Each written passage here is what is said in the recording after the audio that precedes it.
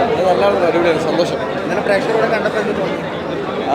ഇത്ര റെസ്പോൺസ് ഉണ്ടാവും തോന്നിയില്ല. കാരണം ഞാൻ ആദ്യമായിട്ടാണ് ഈ ഡാൻസൊക്കെ മാറ്റി വെച്ചിട്ടൊരു ഫുൾ ഓൺ ക്യാരക്ടറിൽ ചെയ്യുന്നത്. സോ അതിൻ്റെ സന്തോഷമുണ്ടായി. പിന്നെ ഈ പറയുന്ന പോലെ പ്രേക്ഷകരാണ് എല്ലാം തീരുമാനിക്കുന്നത്. അവർ കണ്ടിട്ട് ഇനി ബാക്കിയുള്ള അഭിപ്രായങ്ങൾ അറിയിക്കണം. Thank you. എല്ലാവരും പറയുന്നത് നായകനെ പറപ്പിച്ചൊരു വില്ലന്മാരാണ് സ്ക്രീനിൽ കണ്ടപ്പോൾ എന്ത് തോന്നി? സ്ക്രീനിൽ സന്തോഷം. അല്ലാതെ ഇപ്പം എന്താ പറയുക, ഇത്രയും വലിയ ആർട്ടിസ്റ്റുകളുടെ കൂടെ ഈ പറയുന്ന പോലെ ചാക്കോസിൻ്റെ കൂടെ സ്ക്രീൻ ഷെയർ ചെയ്യാൻ പറ്റുക, ഇത്രയും മാർട്ടിൻ ചേട്ടനെ പോലുള്ള ഒരു ഡയറക്ടർ, പ്രൊഡ്യൂസർ, അവരുടെ കൂടെ വർക്ക് ചെയ്യാൻ പറ്റുക, എല്ലാം സന്തോഷം, ഹാപ്പി. എൻ്റെ പടത്തിൽ ഞാൻ എപ്പോഴും ഹാപ്പി തന്നെയാണ്. അല്ലെങ്കിൽ പക്ഷേ ഓഡിയൻസിൻ്റെ ഹാപ്പിനെസ് കാണുമ്പം നമ്മൾ ചെയ്തു വെച്ച് ഇവിടെയൊക്കെ ശരിയാണെന്ന് തോന്നുന്നുണ്ട്. ഇത്ര എക്സ്പെക്ട് ചെയ്തിട്ടുണ്ടായിരുന്നു? അല്ല, പടം നമ്മൾ ഓക്കെ എന്നുള്ള രീതിയിലായിരിക്കുമല്ലോ ചെയ്യുന്നത്. പക്ഷേ ഓഡിയൻസ് ഏറ്റെടുക്കാതിരിക്കുമോ എന്ന് നമുക്കറിയത്തില്ല, ഓരോരോ ഡിസ്കഷനില്ലേ. പക്ഷേ ഓഡിയൻസിന് അത് ഇഷ്ടപ്പെട്ടു എന്ന് പറയുമ്പം സന്തോഷം.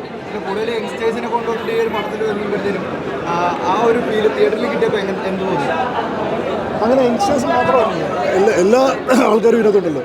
ചാക്കോച്ചിനെ നമ്മൾ പുതിയൊരു രീതിയിൽ ചാക്കോച്ചിനെ കാണാൻ പറ്റുമെന്നാണ് എൻ്റെ വിശ്വാസം. ബാക്കി വേറെ എല്ലാ ആർട്ടിസ്റ്റിനാണല്ലോ. ഇങ്ങനെ ഒരു സബ്ജക്റ്റ്, അതായത് ഡ്രഗ് ഫ്രീ ആയിട്ടുള്ള ഒരു ഡ്രഗായിട്ടുള്ള കുറേ എലമെൻറ്റ്സ് ഈ സിനിമയിൽ കൊണ്ടുവന്നിട്ടുണ്ട്.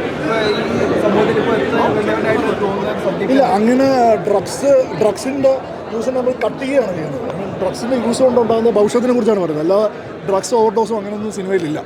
ഡ്രഗ്സിൻ്റെ പ്രശ്നം കൊണ്ടുണ്ടാകുന്ന ഇപ്പോഴത്തെ യൂത്തിൻ്റെ പ്രശ്നങ്ങളാണ് നമ്മൾ പറഞ്ഞു പോകുന്നത്. അത് കാരണം എന്തൊക്കെ അവർ ഏത് രീതിയിൽ അവർ പോകുമെന്നൊക്കെയുള്ള രീതിയിലാണ് നമ്മൾ പറഞ്ഞത്. അല്ലാതെ ഡ്രഗ്സ് അതിപ്രസരം അങ്ങനെയില്ല.